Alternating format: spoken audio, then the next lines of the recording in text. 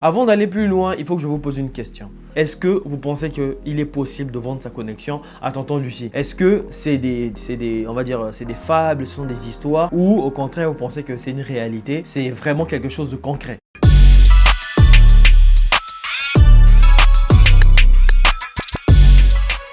Alors aujourd'hui, de quoi on va parler? Aujourd'hui, je vous ai fait une vidéo de type bail chelou. Je reçois beaucoup de gens, je dois le dire parce que c'est important, beaucoup de gens qui m'écrivent des messages pour me dire qu'ils veulent des vidéos de type bail chelou. Mais le problème que vous comprenez pas, c'est que quand je fais ces vidéos là, YouTube ne les met pas en avant. Du coup, ça fait que quand je la sors, vous n'êtes même pas au courant que j'ai fait une vidéo dans ce sens-là. Bref, les gens, ce qu'on va faire aujourd'hui, c'est quoi? On va se donner un objectif, ça sera 1000 abonnés. Pas 1000 likes, tout ça, mais 1000 abonnés. S'il y a 1000 abonnés, 1000 personnes qui s'abonnent sur cette chaîne, en partant de cette vidéo là, je vais essayer de vous sortir une autre vidéo dans ce sens là, mais cette fois-ci en vous cherchant des trucs un peu plus intéressants. L'histoire d'aujourd'hui est tellement folle que moi-même je suis hypé. J'étais vraiment excité à l'idée de vous faire cette vidéo. Bref, avant que je me lance dans la vidéo, tu sais comment ça se passe, il y aura le générique, c'est temps pour toi de t'abonner, objectif 1000 abonnés après cette vidéo, et on se dit à tout de suite après le générique. Banks!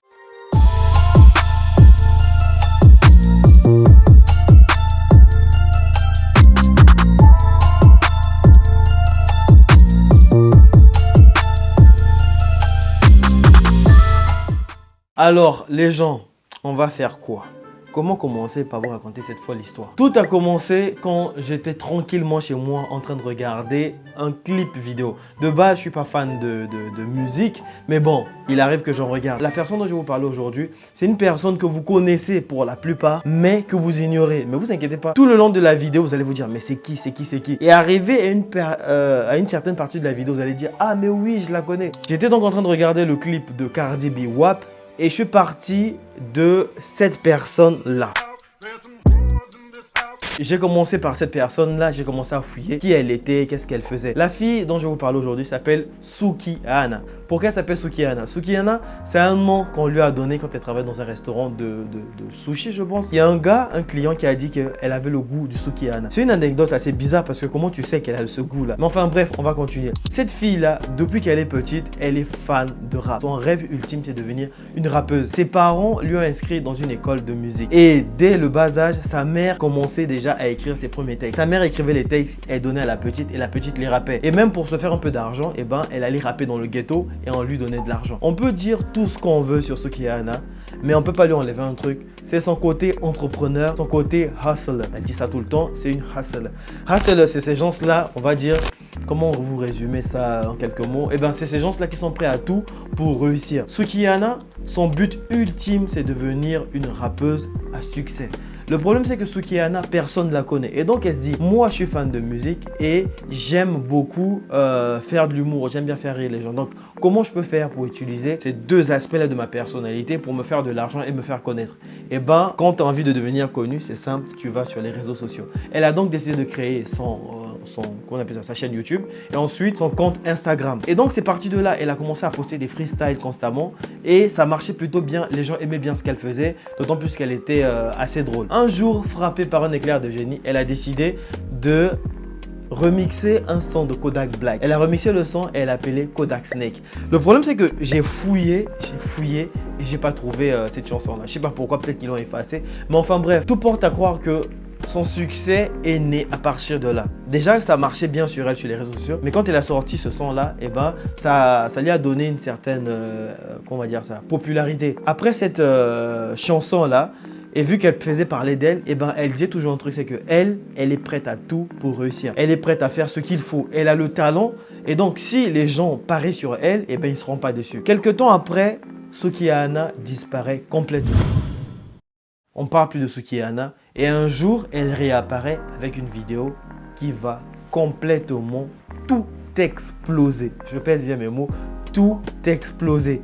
Après cette vidéo-là, partout on parlait d'elle. Que ce soit dans les églises, que ce soit par les gens lambda, mais en tout cas, tout le monde parlait d'elle. Avant d'aller plus loin, il faut que je vous pose une question. Est-ce que vous pensez qu'il est possible de vendre... Ah putain, je peux pas dire vendre son âme parce que si tu dis ça plusieurs fois dans une vidéo, après YouTube vont te bloquer. Comment on va dire vendre son âme? On va dire vendre quoi? bon, on va dire vendre sa connexion. La question que je dois vous poser maintenant, c'est est-ce que vous pensez qu'il est possible de vendre sa connexion à tonton Lucie? Est-ce que c'est on va dire, c'est des fables, ce sont des histoires, ou au contraire, vous pensez que c'est une réalité, c'est vraiment quelque chose de concret? Je vous laisse avec la vidéo. C'est à ce moment-là que vous allez vous dire, mais je connais cette fille en fait. I started this because this was my dream, and you know I wanted to make sure I could get me and my kids out the hood. It's always been my passion to rap.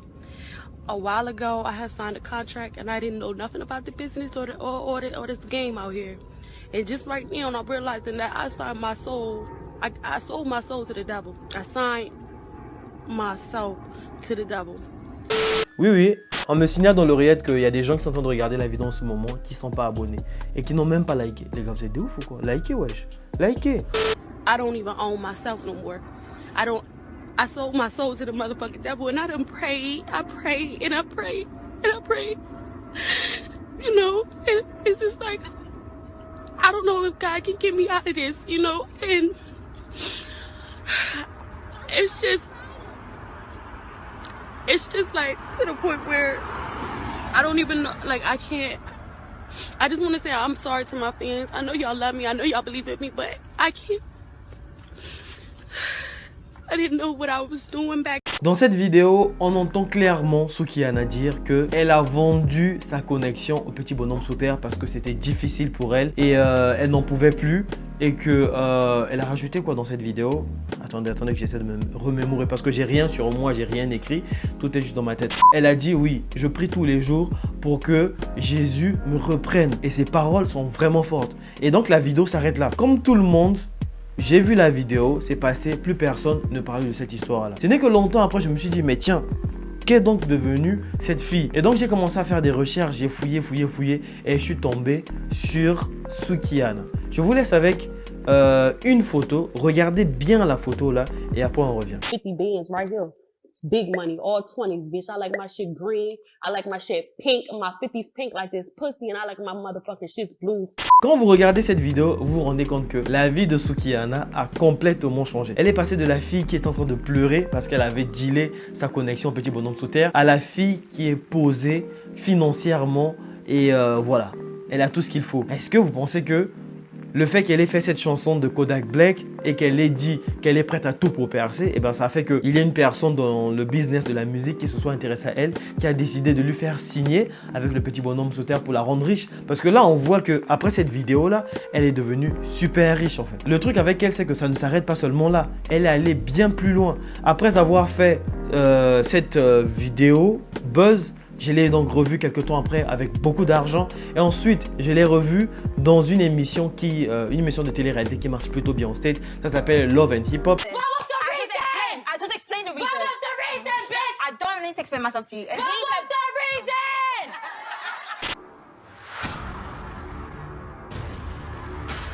What I'm trying to figure out is why you stole my phone. Et dans cette émission-là, elle a participé à la saison 3, si je dis pas trop de conneries. Et donc, dans la saison 3, c'était vraiment la tête de fiche. Elle était parmi les têtes de fiche de cette émission-là. Elle a fait un gros buzz dans cette émission. Elle est passée dans quoi encore, j'allais dire dans le dernier clip de Cardi B, WAP. C'est juste un gros buzz. Après être passée dans le clip de Cardi B, elle a décidé de sortir sa mixtape qui s'appelle Pussy Wolf.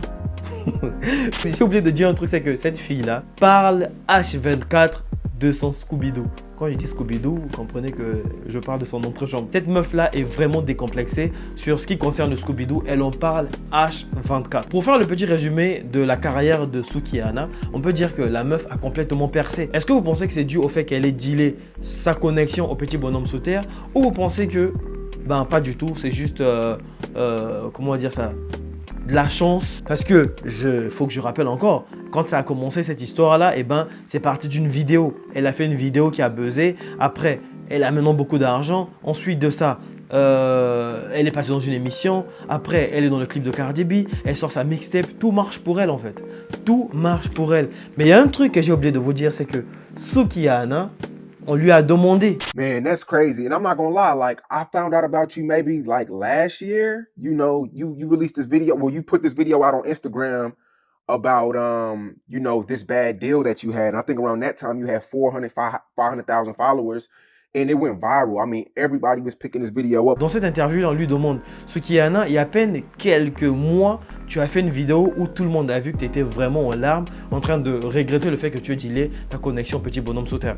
Est-ce que c'est lui qui a fait que tu puisses percer autant? Elle dit que pas du tout. Elle dit que c'est des conneries, que l'histoire du petit bonhomme sous terre, ça n'existe pas. Et que, elle a fait ça pour percer. Elle dit que c'est une femme très intelligente, elle a envie de réussir. Et que sur Instagram, tout le monde veut réussir. Et si elle venait juste comme ça, ça allait pas le faire. Donc, elle a dû créer une histoire qui allait faire que les gens s'intéressent à elle. Et même, elle dit au mec qui lui passe l'interview, si j'avais pas fait cette vidéo, tu m'aurais pas invité dans ton émission. Donc, c'est simple, j'ai fait ça juste pour qu'on parle de moi. Est-ce que vous pensez que c'est réellement du bullshit? Elle a juste fait ça pour avoir le buzz?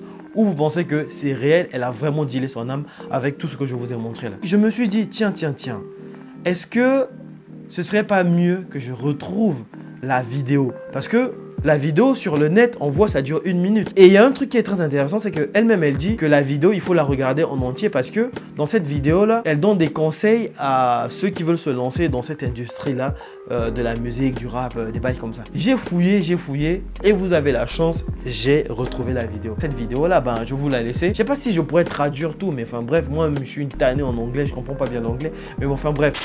I don't know. I done prayed and I prayed and I prayed. I don't even know if God can hear me at this point.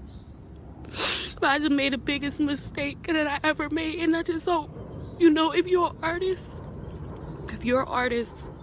make sure you have an attorney to read over your contract. And don't let the person that you signed it to pick the attorney. Don't let them pay for the attorney either. Because the attorney working for them. But I just lost my passion for this and Dans cette vidéo-là, si vous regardez attentivement, elle dit « J'ai dealé ma connexion au petit bonhomme sous terre.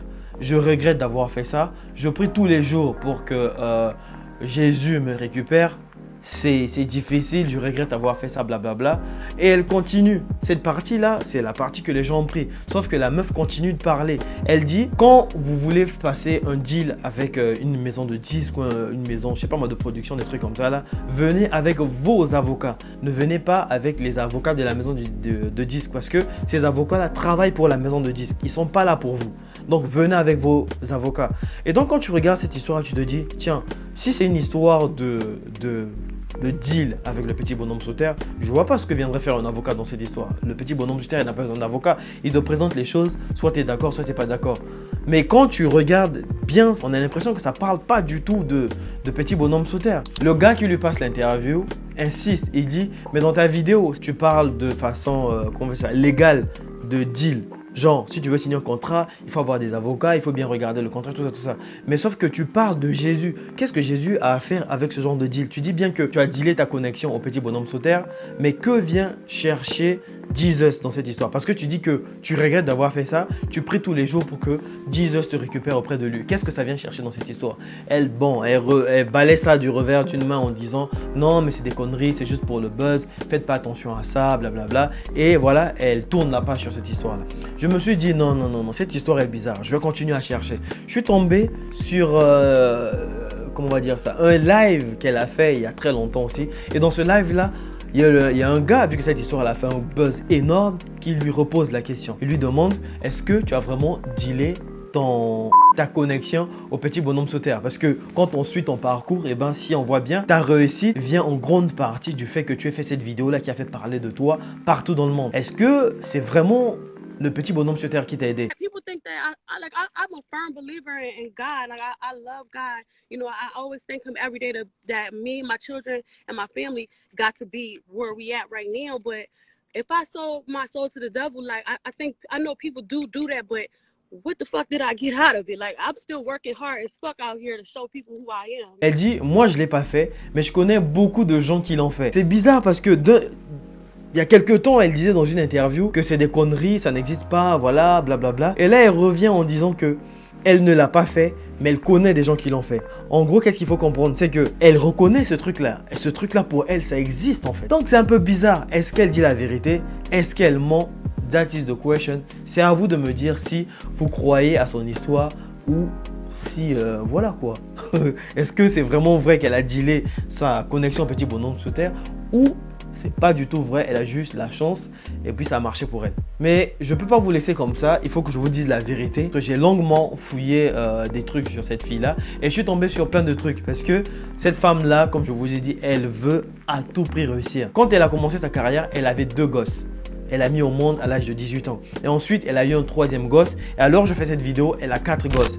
Et elle a eu une vie difficile et elle a juré qu'il ne faut pas qu'elle meure pauvre ou bien qu'elle vive pauvre. Elle doit tout faire pour réussir.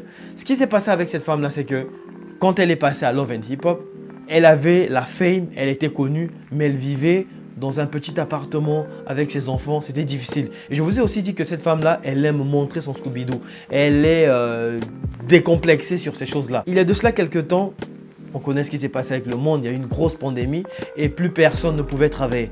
Elle s'est dit, tiens, comment je vais faire pour me faire des sous? Comment je vais faire pour mettre ma famille à l'abri? C'est aussi la même époque où OnlyFans faisait le buzz. Elle s'est dit, je vais me lancer sur OnlyFans et vu que moi, j'ai pas froid aux yeux, j'aime bien montrer mon Scooby-Doo, je vais montrer mon Scooby-Doo. Vu tout le buzz qu'il y avait déjà autour d'elle, le fait qu'elle montre son Scooby-Doo sur OnlyFans, ça fait que tout le monde s'intéresse à elle. Dès les premières 24 heures, elle a dû gagner, je pense, 100 000 $. C'est un gros cachet pour elle. C'est des sommes qu'elle n'avait jamais reçues. Après ça, ça n'a fait que monter crescendo. Elle a amassé beaucoup d'argent. Et il se passe un truc, c'est qu'elle, elle pousse le bouchon toujours loin. Et elle a fait une vidéo qui a fait parler d'elle. Après, on dépend en bien ou en mal, on s'en fout. Dès lors que c'est un buzz, ça l'a aidé. Elle a fait une vidéo où elle est avec son cum. Sauf que là, il faut que j'utilise des termes vraiment techniques pour vous expliquer ce qu'elle a fait. Alors, elle est avec son cum, elle est en train de chanter dans son micro, sauf que son cum lui demande de chanter profond. C'est débile. Il lui dit, je veux que tu chantes beaucoup plus profond. Elle dit, non, mais c'est chaud, tout ça. Elle dit, vas-y, essaie. Donc, elle va prendre le micro de son cum, elle va chanter beaucoup plus profond et elle va gerber sur son cum. Il va dire, vas-y, continue. Et elle va regerber sur son cum. Et donc, elle lui dit, est-ce que tu vas me payer? Est-ce que tu vas faire les provisions pour… comment on dit ça en français même? Merde. Est-ce que tu vas faire les provisions pour la maison, les achats du mois, tu vois? Comment on dit? Putain, je sais pas comment on dit. Hein. Voilà, est-ce que tu vas faire des provisions pour moi parce que j'ai besoin d'argent? Et cette image-là a choqué les gens parce qu'on a vu que la meuf était obligée de faire ces choses-là pour avoir de quoi nourrir ses enfants. Ça a fait un buzz tellement énorme que les gens allaient payer pour voir cette vidéo-là. Ça fait que la meuf, en l'espace en fait, du moment où elle a créé son OnlyFans et le moment où elle a fait cette vidéo-là, c'était… un court instant en fait, il n'y a pas eu beaucoup de jours qui se sont passés. La meuf a gagné $1 million sur OnlyFans. C'est incroyable. À partir de là, elle était devenue millionnaire. Et donc, quand elle a eu son argent, c'est ce qui a fait qu'elle ait fait l'interview que vous avez vue avec autant d'argent. Donc, pour ceux qui pensent que la petite a dealé sa connexion au petit bonhomme sous terre et qu'elle a eu beaucoup d'argent, eh ben, je pense que je vais vous décevoir. C'est triste, mais la meuf, son argent n'est pas venu de là. Si elle a eu beaucoup d'argent, c'est parce qu'elle a fait un OnlyFans, elle a eu beaucoup d'argent. Maintenant, elle peut se la péter. Et cet argent a permis qu'elle s'achète une Bentley, qu'elle s'achète les bijoux qu'elle voulait et qu'elle mette sa famille à l'abri. Est-ce que vous pensez qu'elle a vraiment dealé son âme pour être riche? Est-ce que vous pensez qu'elle n'a pas dealé son âme pour être riche? Elle a juste été maligne? C'est à vous de me dire ça dans l'espace commentaire. Perso, j'ai mon avis et je le garde pour moi-même. Les gens, c'était tout pour cette petite vidéo. On se dit à de prochaines vidéos. Prenez soin de vous. Abonnez-vous, c'est très important. Et je vais essayer, si vous mettez les 1000... Non, si vous abonnez 1000... Non, comment on dit? Si 1000 personnes s'abonnent après cette vidéo, je vais essayer de trouver encore une histoire beaucoup plus insolite pour vous. Et puis voilà. Kiffez votre race. C'était votre gars sur Cespersco. Bye bye. Bye.